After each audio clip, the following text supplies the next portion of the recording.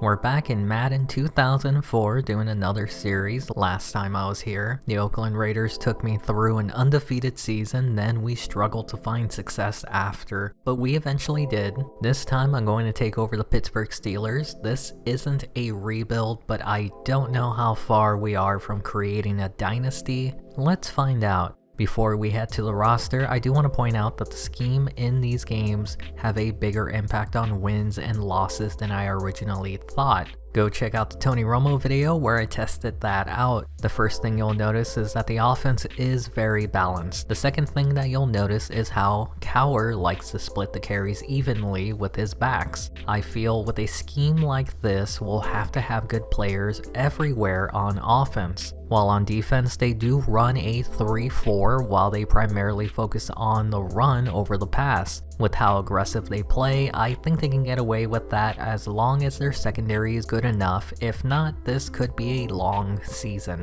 At only 26 years of age, Alan Faneca leads the elite class on this roster at a 97 overall. What doesn't this guy do well? 98 run blocking, 92 pass blocking. He's basically a 2-ton truck pulling a trailer. Did you know that he blocked for Brett Favre? Or that he was one game away from going to the Super Bowl with Mark Sanchez? Or that he finished his career blocking for Derek Anderson? Okay, that last one wasn't as impressive, but getting into the Hall of Fame in 2021, now that's impressive. The next best player is Joey Porter, same age as Faneca, 26. At a time when linebackers weren't very fast, Porter comes in with an 84 speed rating. Keep in mind that the team does run a 3-4 defense. He may be positioned as a linebacker, but he's a defensive end for the most part. He would only spend the next 3 seasons with Pittsburgh before getting a payday to go to Miami, getting a career high of 17.5 sacks during the Wildcat year, where he and the Dolphins would eliminate the Alan Faneca Jets from the playoff contention, before finishing his career with Arizona, where he played 1 season with Alan Faneca. We now have our first elite player on the wrong side of 30, Jason Gildon. He may be older, but he's still very fast. Both he and Porter are top 5 at their position in that category. After a Google search, there's a website called Steelers.com, and there was a thing called the Gildong Report, where the writer criticizes Jason Gildon. What's more impressive, the writer still does updates during the season to this day. That's a dedicated Steelers fan right there. We're back to the good side of 30 with Hines Ward. He's not the fastest, but that's never been why people loved him. Sure-handed and a heck of a blocker. As tough as a player can be, even Bane couldn't bring him down. 93 overall with 95 catching at just the age of 27. I know this team is 50-50 run and pass, but when you have a weapon like Hines, you might want to lean a bit more on him. Just 2 seasons into the NFL, Kendrell Bell is a 91 overall. I don't quite understand why he's so highly rated.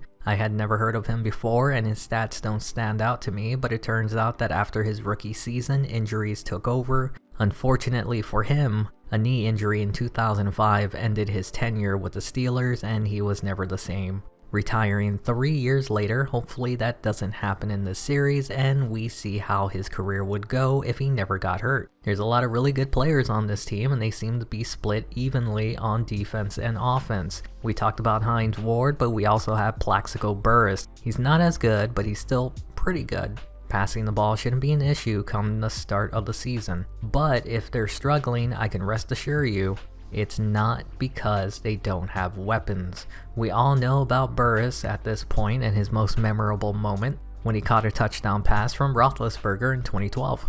The final elite player is Casey Hampton, going into just his 3rd season in the league along with Kendrell Bell. Big Snack is going to be feasting in this 3-4 defense that's designed for him. I can see why they lean more against stopping the run. You have 3 elite linebackers and an elite nose tackle. It should be hard for any team to move it on the ground against these players. We'll just have to wait and see if these ratings translate to expected success. Moving on to the full roster of players, Tommy Maddox will be the starting quarterback going into the season. The former 1992 first-round pick by the Denver Broncos, who was supposed to replace John Elway, found himself as an insurance agent 5 years later, an arena football player in 2000, then the XFL MVP the following season before being picked up by Pittsburgh in 2001 and taking the starting job away from Cordell Stewart in 2002. In 2003, it'll be the first time he's starting week 1 in the NFL. Not bad for a first round bust. I see why Cowher wants to split the carries evenly. Both Zero Way and Bettis are 84 overall, while Bettis is getting closer to retirement. I do believe he has a few good years left in him, but it wouldn't hurt to look for a replacement in the upcoming offseason, though his replacement could already be on the roster with Fuamatu because he's one bad Mahafala. At fullback, there's 2 young, up-and-coming players at the position. Once again, I can't quite tell you the usefulness that fullbacks have during simulation, but it's nice to know that if one player goes down, the drop won't be too steep.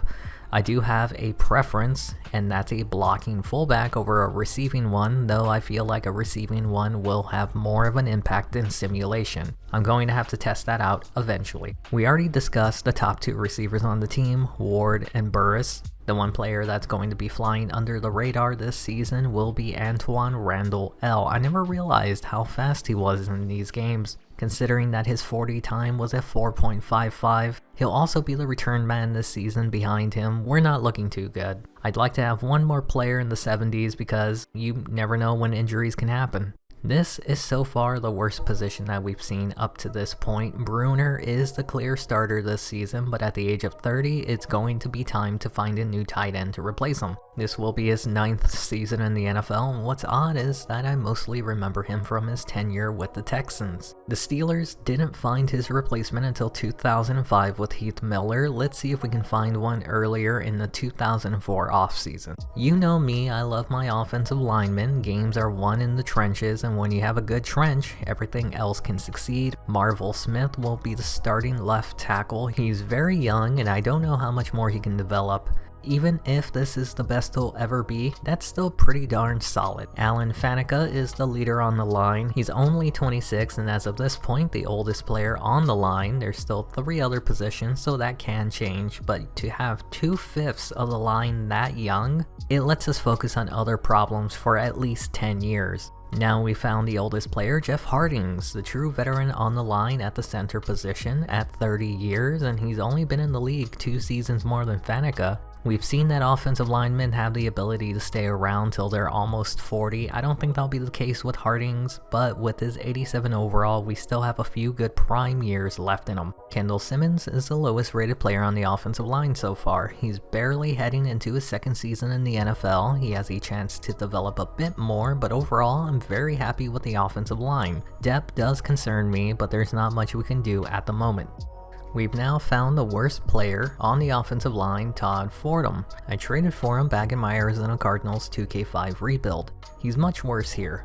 Clearly, this is the biggest position of need heading into the offseason, but I don't think it's big enough to doom our season. The line overall, even with Fordham, is still really solid. Moving over to the defensive side, Aaron Smith will be the right defensive end. This is a very young team, only 27 years old, and at an 84 overall, I wouldn't be surprised if there isn't really much for me to do in terms of rebuilding, but strengthening an already good team. I might have spoken too soon. We've stated that tight end and right tackle are positions that will have to improve in the offseason. Left defensive end might be the 3rd position we'll need to investigate. Kim Olhoff is the higher rated player, but at the age of 32, and not much better than Rodney Bailey, I'll be starting the younger player. Who knows, maybe this prevents an injury that happens in the future if Olhoff isn't the starter. The team runs a 3-4 defense. That means we don't need to have a great interior tandem at defensive tackle. Big snack, Casey Hampton will be the starter at the position, but it's nice to have a decent player behind him that can give him some rest once in a while. The youth is striving on this team.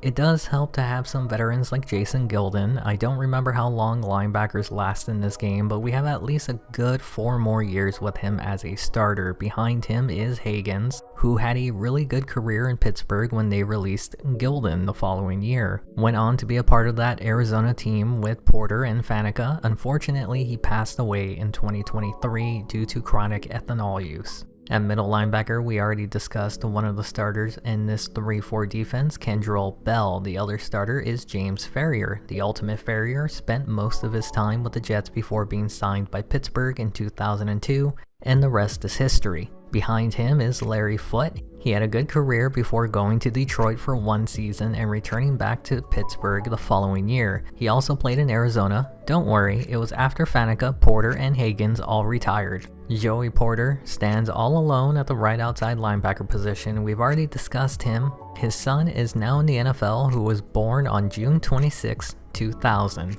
Which means he was probably conceived on Thanksgiving. The cornerback position is stuck in a weird spot. The starters are both 28 and 30, but they're also 86 and 83 respectively. At some point, regression will happen, and we're not in a position to have someone take over. Townsend is the only one in the 70s, but he's also 27. We have 3 years to prepare to replace them, or maybe regression doesn't hit that hard in this game. I honestly can't remember. I guess we'll have to wait and see what happens to Washington before we decide what to do with Scott. Now we're seeing the weakness on this defense. Every position up to this point had someone in the 80s or above. You would think with a weak secondary you can lean more towards defending the pass to help your lesser skilled players. Since your front 7 is solid on its own, Brent Alexander is already on his way towards retirement, and at a 74 overall I'm going to opt to start Chris Hope at free safety. He's younger and not much worse. Strong safety number 41 will be the starter. Give me a minute.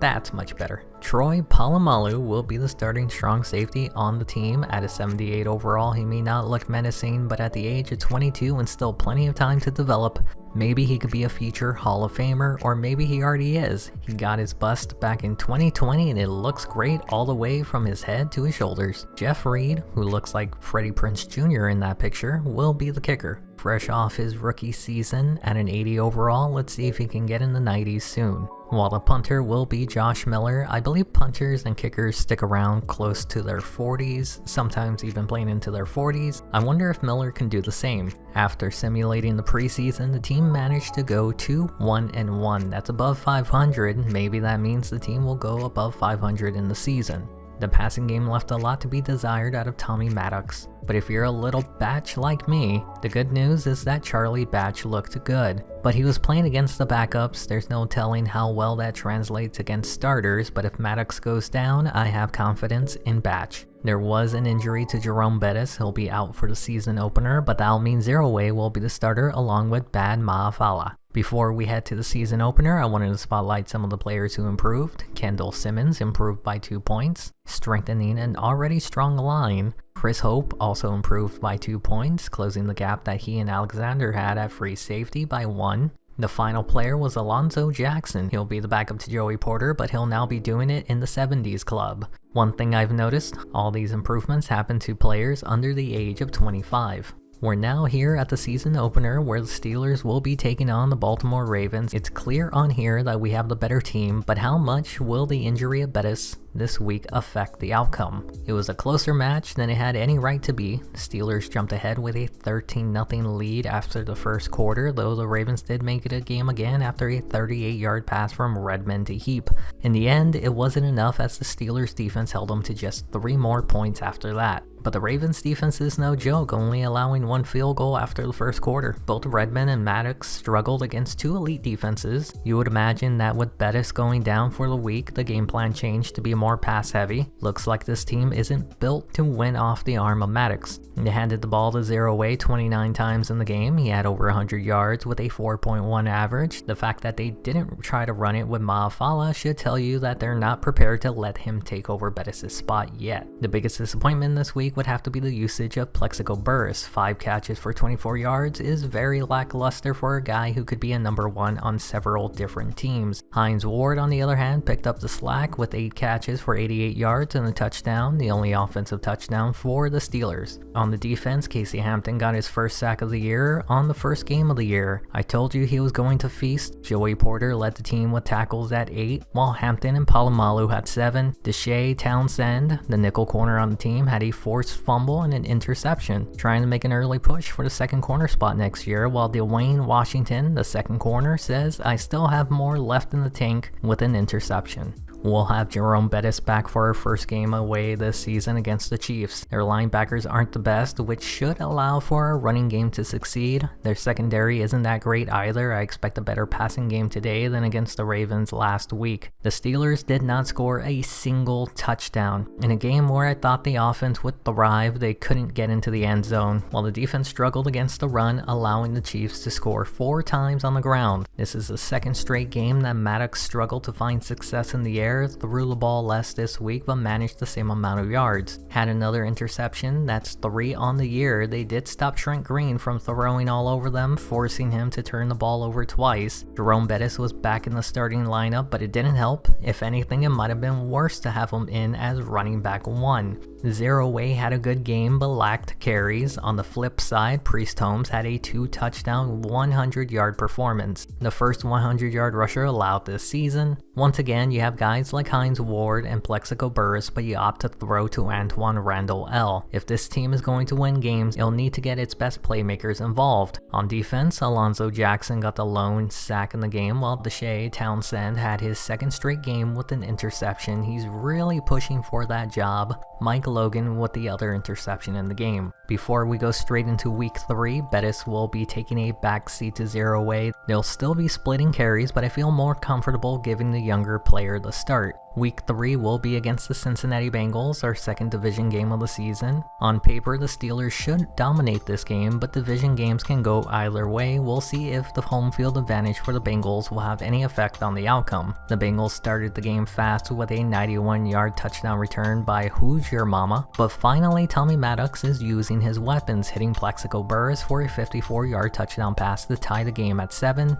at the end of the first. Then in the second quarter, Maddox would find Plexico again with a 24-yard pass for their second touchdown in the game. The Bengals weren't going to be outdone, as Carson Palmer would find Chad Johnson for a touchdown twice, one for 28, the other for 25, to have a 21-14 lead by halftime. In the third, the Steelers would kick a field goal to shorten the lead by 4 points, but Cincinnati would go back up by 7 in the fourth. Then it would go back to 4 with another Reed field goal, with the score 24-20 in the fourth. With 1 minute and 14 seconds left in the game, Tommy Maddox would find Plexico Burress one last time for 45 yards to give them the go-ahead score and the win. It wasn't pretty, these division games never are, and home field advantage made it harder than it had to be, but Pittsburgh survived, going 2-0 in the division to start the year. Tommy Maddox had his best game of the season. Yes, he now has thrown 5 interceptions in the first 3 games of the year, but he also gave us our second win of the season with that comeback.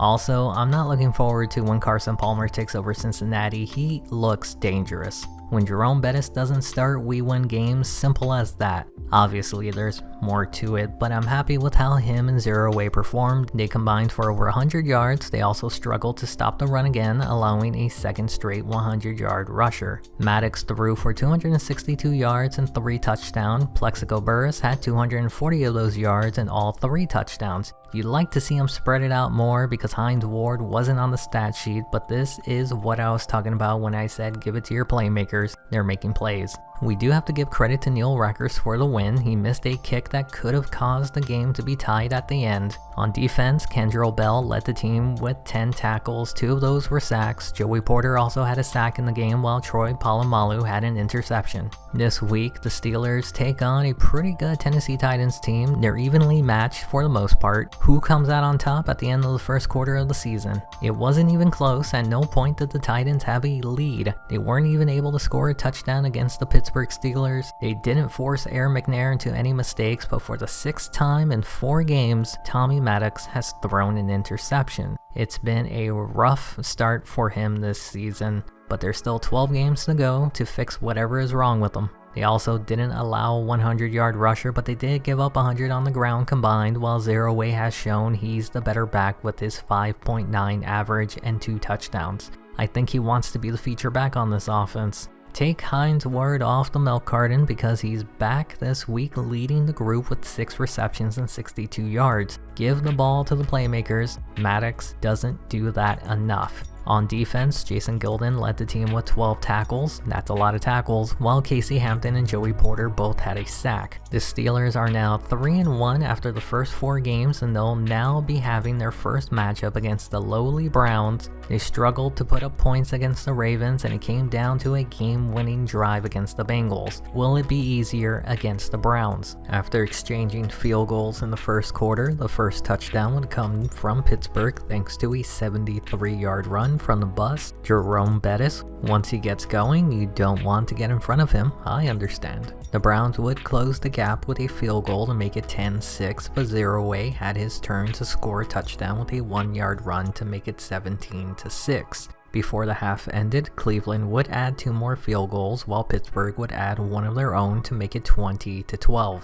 The tables began to turn when Cleveland came out hot, scoring a touchdown to start the second half to make it a 1-point game. Then they would score again to make it 20-25. They failed to get the 2-point conversion. The Steelers wouldn't be down for too long as Maddox would find Burris to make it 26-25. They also failed the 2-point conversion. In the fourth, Pittsburgh would march down the field but stalled out after a 14-play drive, leading to a field goal to go up 29-25. But a turnover would give them the ball in the red zone, allowing the Bus to score his second touchdown on the day to make it 36-25. Cleveland immediately answered back with a 101-yard kick return for a touchdown, but that would be the final score in the game. The Steelers, for the 3rd time in 3 division games, survived. Home field advantage may have been on their side today. If you're keeping track, that's now 8 interceptions in 5 games this season. He did have an efficient day, having a 75% completion percentage, while also throwing close to 250 yards. I think Maddox is a good quarterback, he just needs to clean up the turnovers. When you have the hot hand, you tend to get the ball more, and Jerome Bettis was steaming. He earned the bulk of the carries today. Zerouay will still be the starter, but Bettis deserves his flowers. I noticed that the ball doesn't get spread out too often in the passing game. Maddox tends to focus on one player. Last week it was Hines Ward. This week it's Plexico Burris. 10 receptions for 158 yards. It's a good thing we have 2 great players he can zone in on. On defense, Troy Polamalu led the team with tackles. Jason Gilden had 2 sacks on the day. Chad Scott had himself an interception. Both Rodney Bailey and Joey Porter also had a sack, while Deshae Townsend had a forced fumble. He's been impactful so far this season. We're now at the trade deadline, week 6. No trades were made from the Steelers, but they will have an even matchup against the Denver Broncos. It wasn't even close. Similar to the Tennessee Titans earlier, the Steelers were never down and didn't allow a touchdown. Tommy Maddox had his best game of the season. This is what I was talking about earlier. When he cleans up the mistakes, he's good. The secondary also feasted on Jake Plummer, 4 interceptions. One of them was even brought back for a touchdown by Chad Scott, who also had an interception last week. Jerome Bettis continues his hot streak, not as impressive as last week since they were splitting carries, but his 4.2 average is still good, while Zerouay has cooled down since the fast start to the year. This was the first week that I felt the ball was spread out evenly among the receivers. Plexico Burris still got the ball the most, 6 receptions for 113 yards and 1 touchdown, but Hines Ward was right behind him with 5 receptions for 71 yards. Randall L. taking the crumbs with 3 receptions for 51 yards and a touchdown. Good performance by the entire group. On defense, Kendrell Bell led with 8 tackles. Jason Gilden had 2 interceptions. James Ferrier with a sack. Deshae Townsend continues his great season with an interception. Chad Scott had his interception returned for a touchdown. Hampton, Smith, and Kiesel all had a sack as well. There's one team I'm worried that will completely expose this defense, and that's the St. Louis Rams. They're the number 2 offense in the NFL. We face off with them this week. We're 5-1 going into this matchup, but the Rams are 1-5 heading into this game. Hopefully that week off gave us time to prepare for their explosive, high-powered offense. I'm starting to think the Rams aren't as good as they claim to be. Their 1-6 record tells me they're not a good team. Their only touchdown came off an interception returned for a touchdown. Don't worry, it wasn't Tommy Maddox who threw it. He had his 2nd straight game without an interception. While Charlie Batch came in the 4th quarter, he looked good, but the one blemish being the turnover.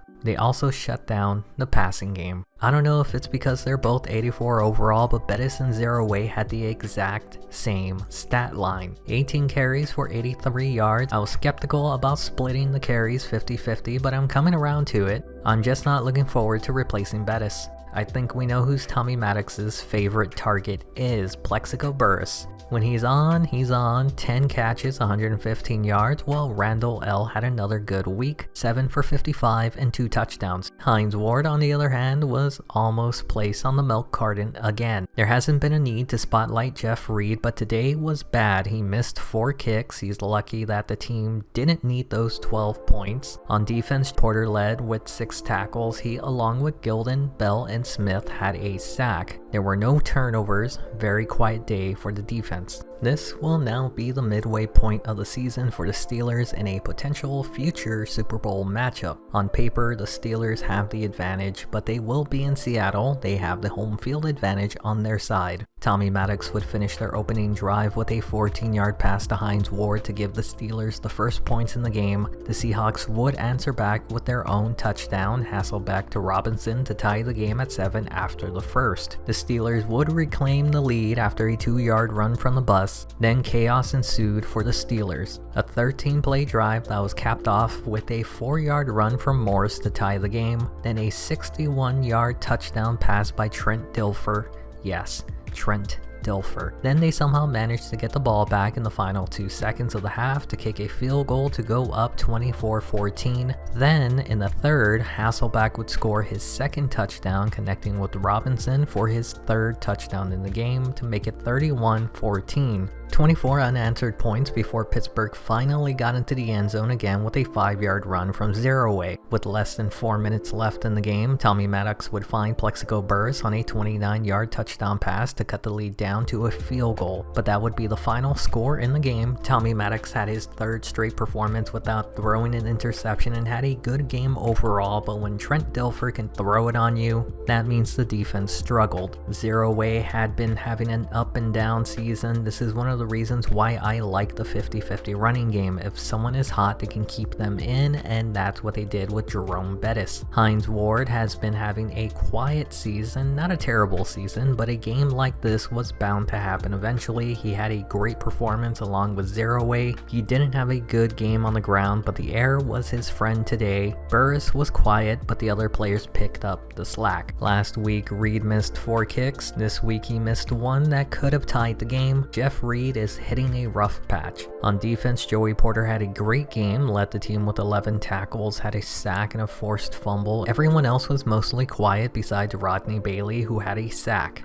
and Chris Hope, who had a forced fumble. We're now 6-2 on the season, losing by a field goal last week thanks to a missed kick by Reed. This week, the Steelers, who are at home, are looking to let out some frustration against the very bad, not good, Arizona Cardinals. Did I mention that they're not very good? Because they were not very good. They were blown out and embarrassed by the Steelers. They didn't want this game to be decided by a kick. They wanted it to be decided by 50 points. The interception streak was broken against the Cardinals. Tommy Maddox threw his first pick after going the last 3 games with none, but he also threw for over 300 yards and 5 touchdowns. The fact that they also didn't force any interceptions makes the score more impressive. It looks like Zeroué has gotten out of his funk from the past few weeks, while Bettis, who had a lower average, did have 2 rushing touchdowns. This is what I expected this offense to look like this season. Hines Ward and Plexico Burress had over 100 yards in the game. First time this season we had 2 receivers do that. Give the ball to the playmakers, and when you do,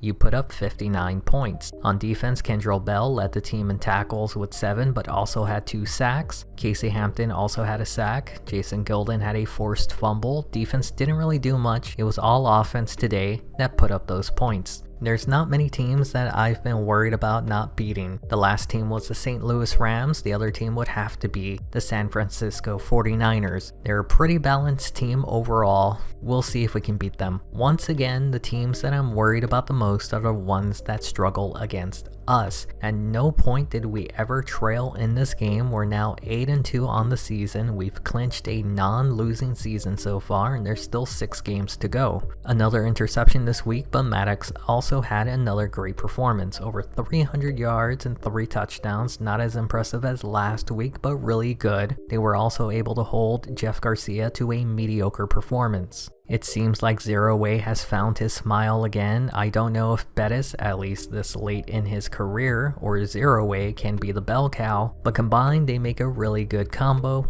Hines Ward is now becoming a prominent part of this offense. You love to see it. That doesn't mean that Maddox isn't finding ways to get Plexico the ball. He's letting the playmakers do their thing. Joey Porter once again led the team in tackles with 9. Included is a sack. Aaron Smith and Kendrell Bell also had a sack. The defense has slowed down after their quick start to the season, while DYN-CHISE had an interception. Can the team finish with a winning record this week against the Browns? Their first divisional rematch of the season, they scraped on by their first matchup. This time they're in Cleveland. The game was scoreless going into the second quarter, but the Steelers put up the first points thanks to a Jeff Reed 30-yard kick. Later in the quarter, a 12-play drive by Pittsburgh would end with a 5-yard touchdown run by Jerome Bettis to put them up 10-0. The Browns would enter back in the final minute of the half to make it 10-7. In the third quarter, Phil Dawson would tie the game up at 10 with a 45-yard field goal.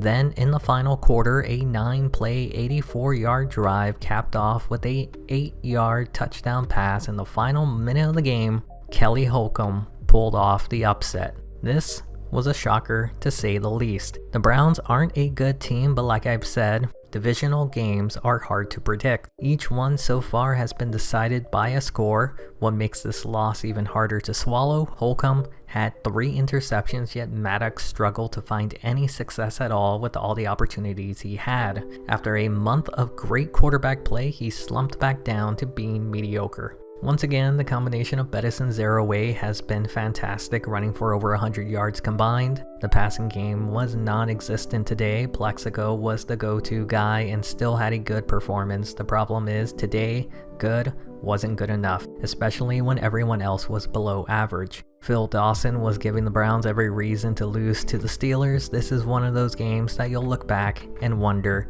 how the heck did he lose to him? The defense stepped up big time today. Both Clark Hagans and Kendrell Bell had an outstanding performance, 7 tackles, 1 sack, and an interception each. Rodney Bailey also had a sack. Chad Scott had the final interception. If you're wondering why Clark Hagans had such a big day, Jason Gilden was out and will be out for the rest of the regular season. In his absence, Hagans had a career day. Troy Polamalu is also hurt with an ACL sprain, but he's not expected to miss any time. The Steelers now have their second matchup against the Cincinnati Bengals. Their first one was close, similar to the Browns. Will there be another upset this week? Home field advantage is real, and the Steelers had it this week with their 9-point win over the Bengals. They're now 4-1 in the division. Had they not won this game, the race for the division title would be much tighter. Instead, the Steelers enjoy a 3-game lead. Had Carson Palmer played in this game, I would have been worried. John Kitna is not the feature for the Bengals, while Tommy Maddox continues his slump this week with 2 interceptions. Both Zero Way and Bettis combined once again for over 100 on the ground, Bettis getting the lone rushing touchdown, while Hines Ward had a good performance, 2 yards short of a 100-yard game, but a surprise is how well Zero Way is as a receiving back. Plexico with the lone touchdown reception. Now this game would have been much closer had Rackers made those 2 missed kicks. In the end, I don't think it would have been enough to get them the win anyways. On defense, Joey Porter led the team in tackles with 11, had 1 interception on the day. Troy Polamalu, even with a sprained ACL, had a sack. DYN-CHISE had a forced fumble and 2 interceptions, one of which was brought back for a touchdown. A heck of a day for the defense. There's only 4 games left in the season. Pittsburgh sits comfortably at the top with their 9-3 record. Bengals are behind them, who are 3 games back but also lost the head-to-head with the Steelers. That means they need the Steelers to lose out and the Bengals to win out in order to win the division. Before we head to the final quarter of the season, another injury has happened. Kendall Simmons will be out for 2 weeks at the right guard spot with a strained quadricep. Kedrick Wilson will move over from left guard to right guard, which is incredibly hard to do, and will be his replacement until he returns. We face off against the previous team we did a series on in this game, the Oakland Raiders. I'm stunned that they're not undefeated. They stupid or something? Why don't they just win all their games? I think I might be stupid or something. We were completely shut out by the Oakland Raiders. I do think the injury to Simmons did more damage than we thought. The right side of the line are turnstiles. Tommy Maddox continues to be consistent when he's hot and cold. When he's hot, you can expect a few good games. When he cools off, well, it's bad. Another interception this year, and this one was returned back for a touchdown. Like usual, both Zero Way and Bettis combined for over 100 yards on the ground. I'm surprised the team didn't run it more. It's not like they were down by more than a touchdown all game. While Hines Ward and Plexico Burress were both serviceable in their action, but not enough to be a game changer today. How much of that is on Maddox and how much of that is on the offensive line being disruptive? On defense, Kendrell Bell led the team with 11 tackles. There were a lot of forced fumbles. Bell had one along with Porter and Higgins, while Kiesel had the lone sack. We just have to hold out one more week for Simmons to return back to the lineup. There is still a chance that Gilden can be back for a Super Bowl run. Now we only have a 2-game lead. All the Steelers need to do is win one game. They have 3 weeks to do so, or they can hope the Bengals lose one game. They now take on the Jets. They're no slouch. The Steelers were 6-1 to start the year, but have been 3-3 since. Can they get back to their winning ways? The first score of the game was by Charlie Batch because Tommy Maddox seems to have been injured thanks to the absence of Simmons. I'm a little Batch, so I trust he can still run the offense. The lead was cut down 7-3 after a Jets field goal. Then they would claim the lead after a 3-yard run from Jordan, going into the second half 7-10. Pittsburgh would tie the game at 10 with a Jeff Reed 34-yard kick, but would start trailing again when Curtis Martin would score the second rushing touchdown for the Jets. In the fourth quarter, the Steelers would kick 2 field goals to make it 16-17. A win this week would clinch their division. In the final 3 minutes, St. Pierre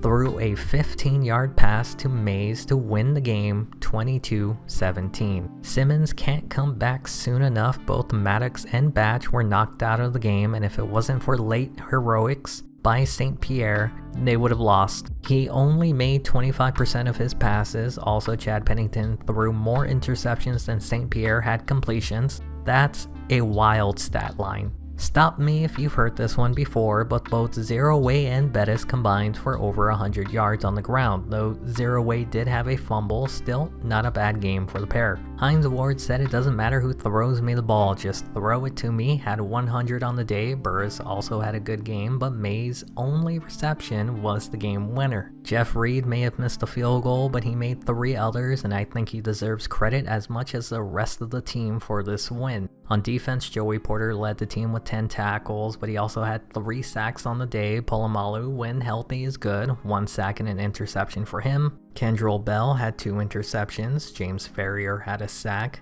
Dwayne Washington with another interception on the season, and Chris Hope and Chad Scott had an interception. Reed may have helped win this game, but the defense did a lot of the heavy lifting. I know it doesn't show it here, but we swept our games against the Bengals. We've clinched the division as far as I'm aware of. We're the NFC North champs. There's only 2 games left, and we'll have Simmons going into the playoffs fully healthy, hopefully. There's still a chance Gilden will be available for the Super Bowl if we make it there. The second to last game will be at home against the 10-win San Diego Chargers this late into the season, and 2 10-win teams will be facing off. This is a potential playoff matchup. The first quarter saw the 2 teams exchange rushing touchdowns, Zero Way with a 3-yard run, Tomlinson with a 5-yard run to tie it up. Chargers would take a lead with a 55-yard kick.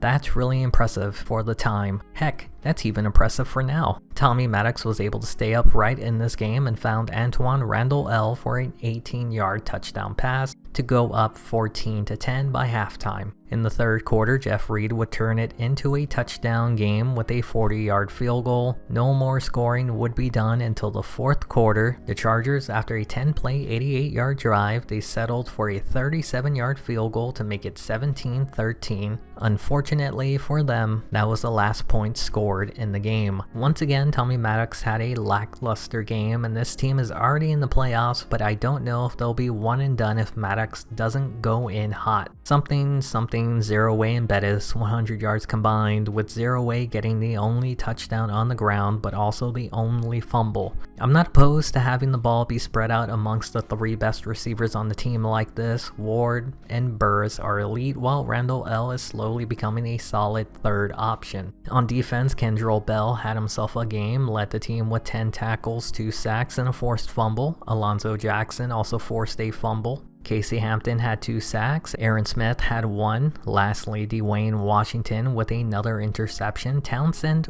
really disappeared, didn't he?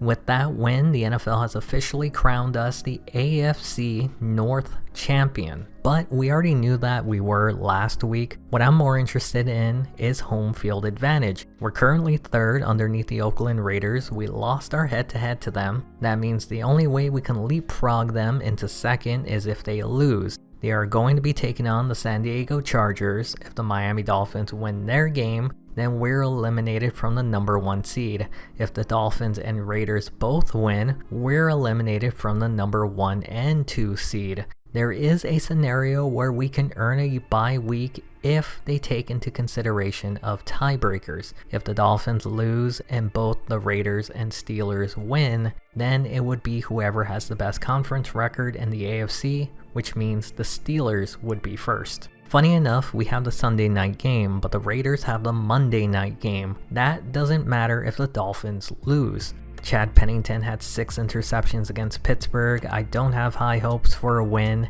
but it is a division game. You never know. The Jets beat Miami 37-27 thanks to a huge 20-point third quarter. That means all the Steelers need to do is win and let the tiebreakers take care of business. They'll be facing off against the Baltimore Ravens. They snuck by them in the first game of the season, but will they break the hearts of Steeler fans everywhere? They blew away Baltimore. That means regardless of what happens with the Raiders, they should get a bye week. Tommy Maddox is beginning to get hot at the right time. The playoffs are next week, and we're going to need him to be at his best if we want a shot at the Lombardi. We ran for a combined 100 yards. That's great, but 3 fumbles is a bit concerning for me. Both Zero Way and Bettis had 1. Even Antoine Randall had 1. Hines Ward had his best game of the season. Was it necessary for him to bring his A game today? Probably not. He could have brought his C game and still be more than dominant, but nothing is more fun than embarrassing a division team. On defense, Joey Porter led the team with 7 tackles, 1 of which was a sack. He also returned his interception for a touchdown. That was it. Defense didn't do much, didn't have to. The number 1 seed in the AFC is the Pittsburgh Steelers. Everything had to align itself just right by the final game of the year, but the Steelers will have the home field advantage thanks to their 9-3 record against the conference. The only reason I can think of that they got the number 1 seed is their home record. I can't say for sure that's the reason why, but it doesn't matter because we have it. Since we have it, I'm going to increase all the prices. The only reason I'm doing this is because I want to see if there's a noticeable bump in our revenue or if raising them slightly has a better effect since, not everyone has this kind of money. We'll see. There's a reason I consider myself a little batch, and that's because I have complete confidence in him if he were to have to come in and play. I have a huge soft spot for him. But Tommy Maddox is indeed the starter for the team, and he had a fantastic season, strikingly similar to his previous year as the starter on the team. He eclipsed 3,000 yards this season. He had his moments when he was streaking, but when he got cold, the defense had to carry most of the weight in the wins. We'll see how he does in the playoffs. I was not prepared to see that both Zero Way and Bettis having 900 yards on the ground each. That goes to show how well they were matched with one another. Or maybe it's the fact that they were both 84 overall, who knows, but if you were to fuse them together, They would have had 1,800 yards and 16 rushing touchdowns. We did split the carries 50-50. I'm surprised how well it worked. The receiving game was also more impressive than I thought it was going to be. Plexico Burress had over 1,100 yards, Ward with 1,200, 19 touchdowns combined. That's a dangerous receiving duo. It's pretty much on par with the previous seasons from Hines Ward, earning a Pro Bowl nod after collecting his third straight 1,000-yard season with the team. Plexico Burress achieved the same feat as Ward, a third straight 1,000-yard season and a Pro Bowl appearance. This duo was made for each other. Antoine Randall L wasn't used quite as much, but was a solid third option. You're not going to get many opportunities when Burress and Ward are the number 1 and number 2 on the team. I talked so highly about Alan Faneca, but he did lead the team in the most amount of sacks allowed. It does seem that guards do allow more sacks, as Simmons had the second most sacks allowed. When he went down and Kadrick Vincent took over, he allowed 5 sacks. That's elite level of sucking. I see why Batch and Maddox got injured that one game. Kudos to Marvel Smith only allowing 2 sacks. Over to the defensive side, we had 2 players tied for the most tackles on the team with 108. I was skeptical about Kendrell Bell at the beginning of the season, but he led the team with tackles, had 9 sacks, tied his career high, and had 3 interceptions. He earned his Pro Bowl vote. Joey Porter had his career high in tackles this season, but also tied his career high with 10 sacks. He also had 2 interceptions with 10 pass deflections. He's another player that earned his Pro Bowl vote. As a rookie, Troy Polamalu may not have earned a Pro Bowl, but he did earn his starting job. He had 2 sacks, 2 interceptions, nothing that jumps off the stat sheet, but it is productive. Joey Porter did lead the team in sacks, and Bell was second. Behind those 2 was Big Snack, had a career high with 6 sacks this season. It's typically harder to get sacks as a defensive tackle, especially in a 3-4 defense. Not a problem for Casey Hampton. Aaron Smith had a decent season, 4 sacks on the year, not a career high, but efficient enough. Jason Gilden was injured near the middle of the season, but his production wasn't as flashy as his other teammates, 3 sacks and 2 interceptions. The team did have a lot of interceptions. Dwayne Washington led the group with 6 of them. He was the second cornerback on the team, but even though he's the oldest player at the position, he proved age is but a number by outperforming the younger players. Chad Scott is cornerback number 1, but was number 2 in interceptions, 4 on the season, but still very good to have a combo like these 2 for the season. Deshae Townsend had a hot start to the season but cooled off about halfway through the year and was hardly seen in the stat sheets. Maybe he's not ready to take over. Jeff Reed had a disappointing season compared to the previous year. He did miss 4 field goals in 1 game. That could have skewed it more than it should. Josh Miller had his best season in terms of average since 2000. I did mention that it's hard to get playing time with 2 number 1 receivers in front of you. Randall L was the return man on kicks and punts. I think he did a solid job, but none were brought back for touchdowns. The team had the 9th ranked offense, the 12th ranked passing offense, hard to believe. 11 other teams were better than them in the air. They also had the 7th ranked rushing offense, which is understandable with how Zero Way and Bettis played. I think the biggest standout on the sheet is that they were 6 in sacks allowed. When you have a good offensive line, everything else can succeed. Defense was a slightly different story, 13 in total defense, 11 in pass defense, while they were 19th in rush defense. I was expecting it to be the opposite considering how well their front 7 were, but Gilden did go down halfway through the year. I wonder if that had an impact. They were also 3rd in points allowed and 2nd in interceptions. They were still able to do the most important things, take the ball away and don't allow points. These stats won't matter once we get into the playoffs. Bill Cowher knows this. He's 6-7 in the playoffs, and the one time he made the Super Bowl, he lost. Everyone is 0-0 from here on out. The Steelers do have the wildcard week off. Who will we face next week? One thing is for sure, we won't face Oakland as they're the number 3 seed. Having a rematch from the previous week against San Diego wasn't even close. They have yet to lose a game since the Steelers last met them. They're running hot right now. That also means the winner of the Jacksonville Bills game will face off against the Pittsburgh Steelers next week. Also, the Rams were 1-6 when we last saw them. They turned their season around with 9 straight wins. It looks like we'll be taking on the 8-8 number 4 seed in the AFC, the Jacksonville Jaguars. I'm surprised how dominant they looked against the Buffalo Bills. I'm curious to see how they fare against Pittsburgh. This is the first time the Jaguars will be facing the Steelers in the playoffs since they joined the NFL in 1995. They have the number 4 seed, but they have the worst record out of all the playoff seeds. They stunned the Buffalo Bills last week with a 34-17 victory.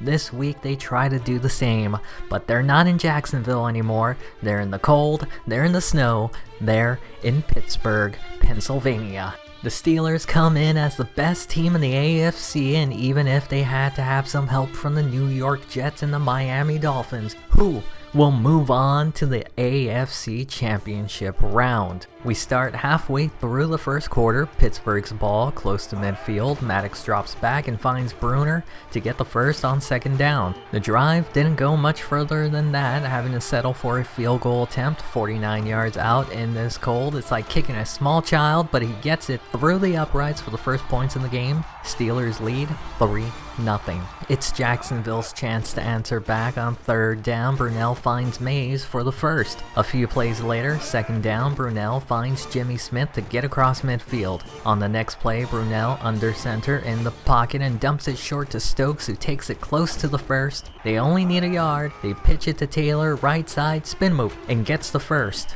It's now the start of the second quarter. Brunell is in the pocket and finds Brady to get into the red zone. They're now dealing with a third down. Brunell with a quick pass, and it gets knocked down by Chad Scott. That means the Jaguars will bring out their kicker for a 35-yard field goal to tie the game 3-3. Jacksonville would get the ball back before the 2-minute warning. Brunell finding Brady over the middle to get across midfield. Following play, Brunell running out of time and somehow gets that to Brady for something. After rushing back to the line, second down, Brunell quickly gets this to Stokes for the first and bumps into his coach. The Jaguars have been inching their way into field goal range, and Bailey has had enough. Sacks Brunell for a loss of 5, bringing up third and long. Brunell has time in the pocket, finds Jimmy Smith, but not enough for the first. They're going to attempt a 52-yard field goal to have a lead before halftime, and it wasn't even close. That means Pittsburgh has a chance to reclaim the lead. Maddox finds Randall L for a 14-yard pass and the first. There's only 36 seconds left, trying to get closer into field goal range, and Maddox finds Randall L again.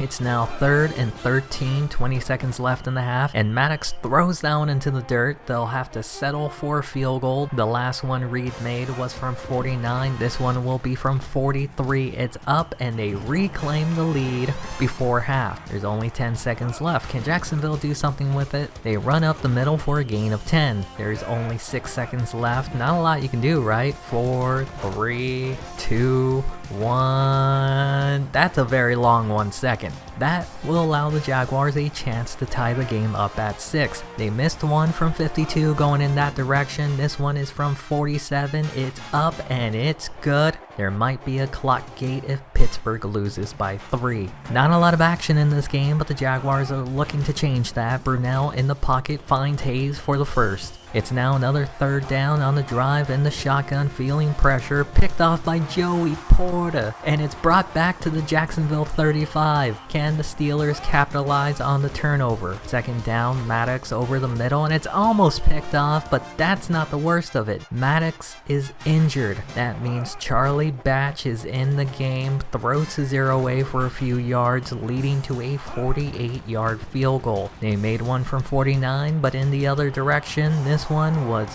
no good. Jacksonville can shake off their last drive that ended in a turnover, but Domo Arigato, his name is Chad Scotto, snags the ball back for Pittsburgh. Look who's back in the game. Tommy Maddox in the pocket finds Hines Ward, who races past the first on 2nd and long. A few plays later, a pitch to Zero Way. He's going the wrong direction, but then he starts rumbling and bumbling. The run wasn't quite a first down, but Maddox, not to be deterred, finds Hines Ward for the first. We're now at the start of the 4th quarter. Game is still tied. 2nd down. Maddox off his back foot finds Bruner again inside the 5. A few plays later, they give it to Zero Way, who finds his way for a touchdown. It's the first touchdown in the game. It took long enough, but that will make it Pittsburgh 13, Jacksonville 6.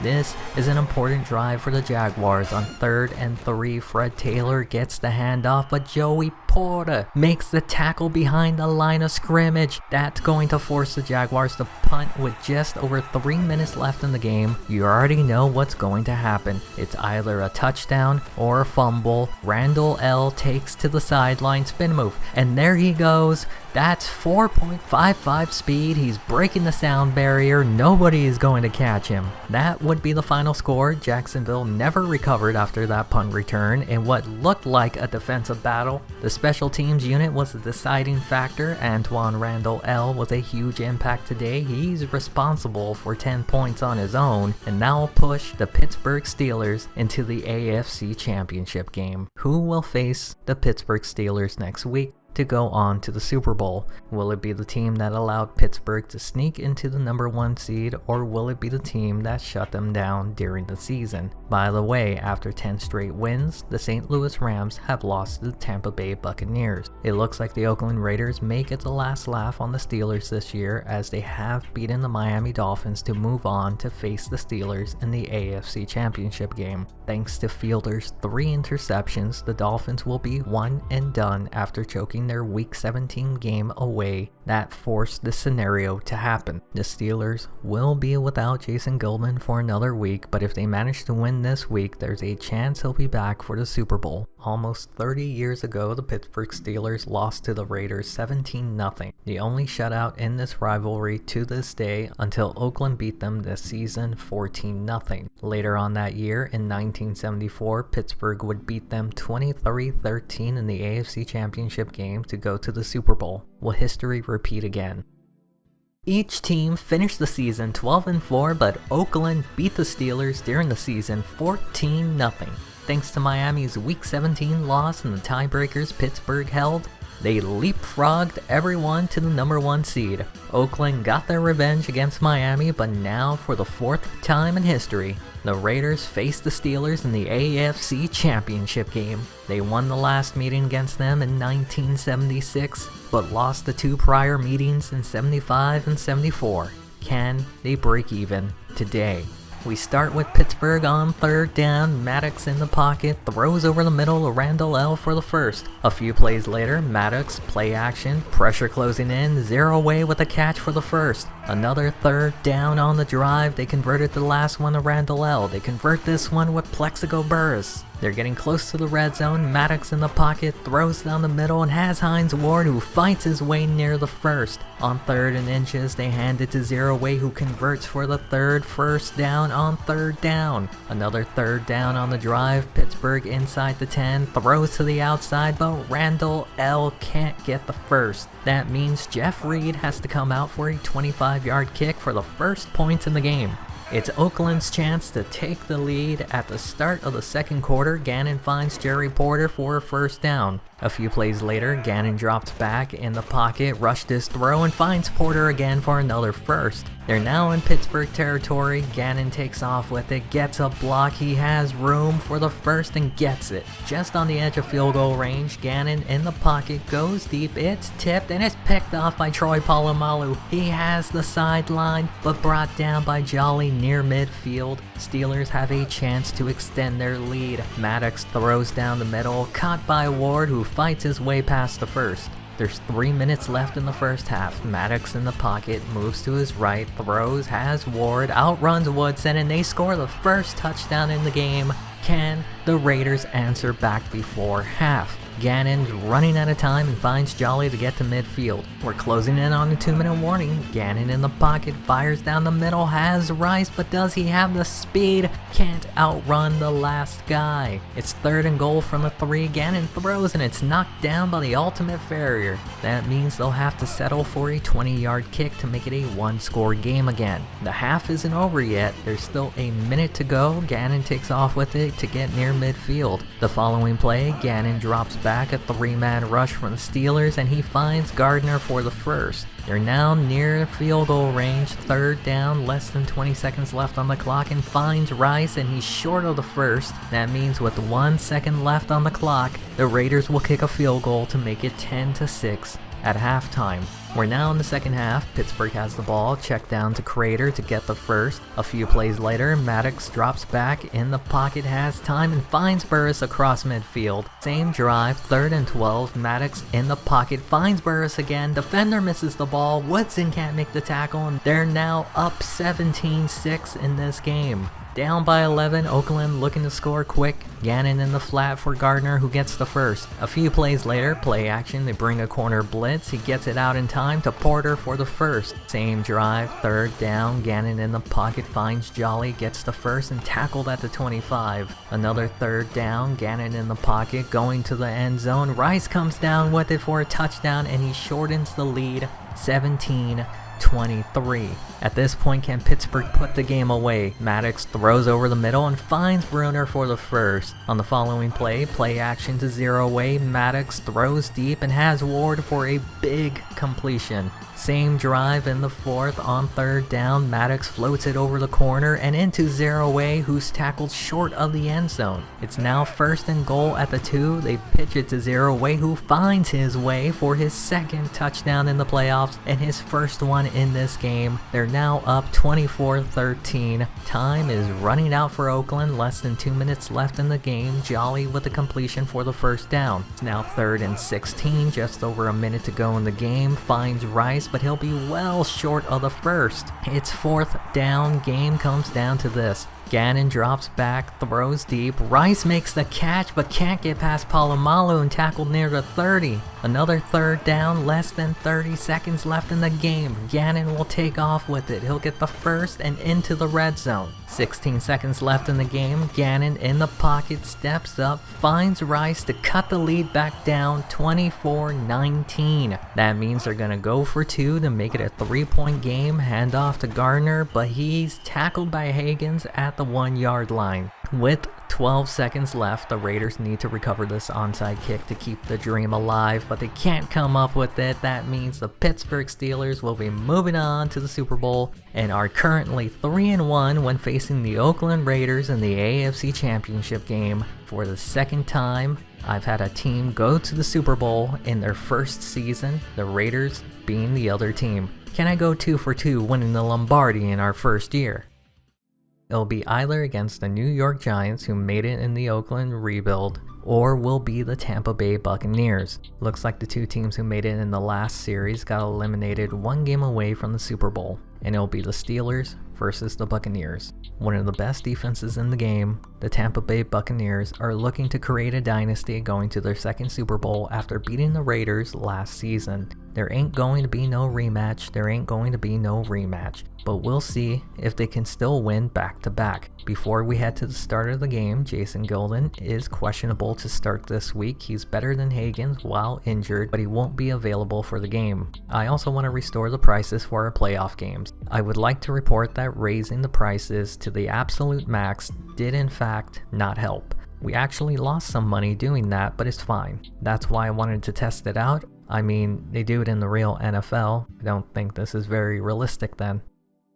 The last time the Steelers were in the Super Bowl was in 1995. They lost to the Cowboys in Super Bowl 30, 27-17. 8 years later, and the former XFL MVP Tommy Maddox led them back to the biggest game of the year, where they'll take on the Tampa Bay Buccaneers. They already won their first Super Bowl last season. They're looking to win in back-to-back seasons, while Bill Cowher is looking to get his first ring in his career. We'll start out with a punt return. Randall L. had a return for a touchdown against Jacksonville in the Divisional Round. This week he fumbles the ball. Palomalu it turns around and it's recovered by the Buccaneers. The very first play after the turnover, Johnson throws behind him, caught, dropped, and recovered by Pittsburgh. Higgins with the recovery. The first drive by the Steelers, Maddox throws over the middle and somehow gets that to 0-way, but he was injured on the play. That means Batch will have to come in. It's the same drive, second and long, play action, throws, and it's picked off by Kelly. The first throw from Batch will be brought back all the way for a Tampa Bay score.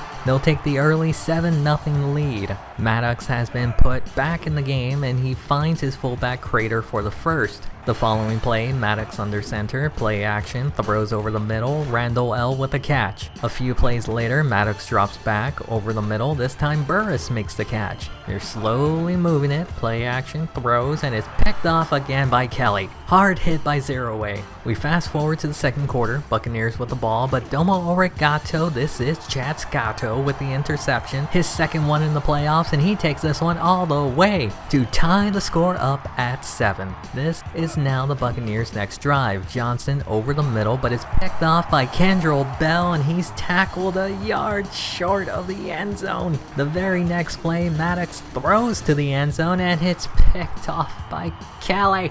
Again, that's his third in this half. We move later in the half, less than 2 minutes left, and Maddox finds his receiver to get the first. A few plays later at the 40, Maddox over the middle, and it's picked off by John Lynch. He brings it back to the Steelers' 40. There's still plenty of time. They can reclaim the lead before half. Johnson finds McCardell for the first. Later on the drive, Aaron Smith decides to take care of business and gets the sack. There's now 30 seconds left in the half. Johnson has time in the pocket and connects with McCardell to get into closer field goal range.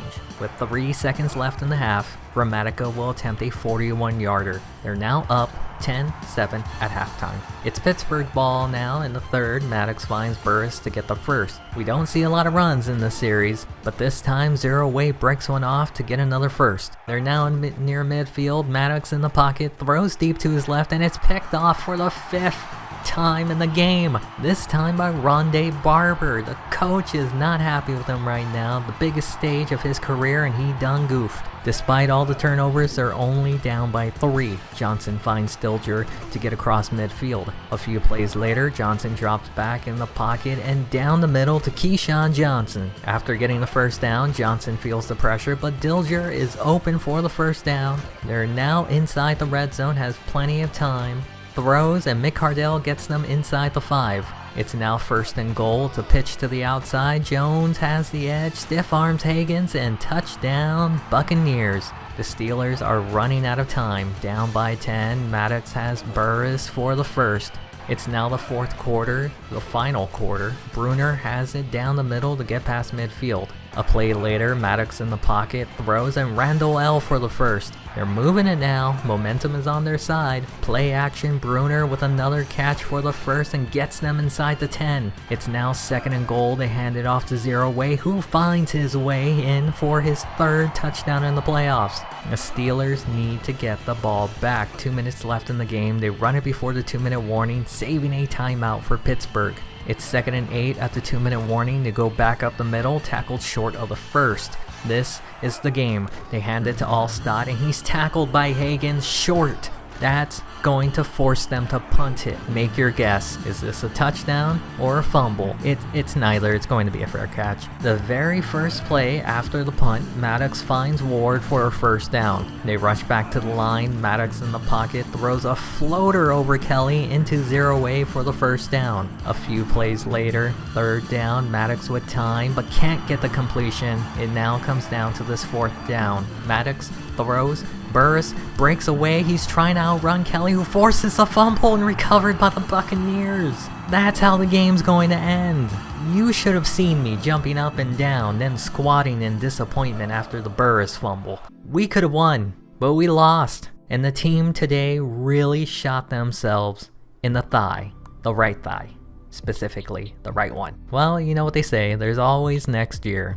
thank you all for watching. If you made it this far into the video, it means a lot to me, it really does. These are long videos and they take me roughly 40 hours to do, from recording to editing to writing. This script alone was 18 pages long, so thank you very much for watching this all the way through. I appreciate it so much, and like always, I'll see you in the next one. Well, I guess I'll see you in season 2, really. Yeah, I'll see you then.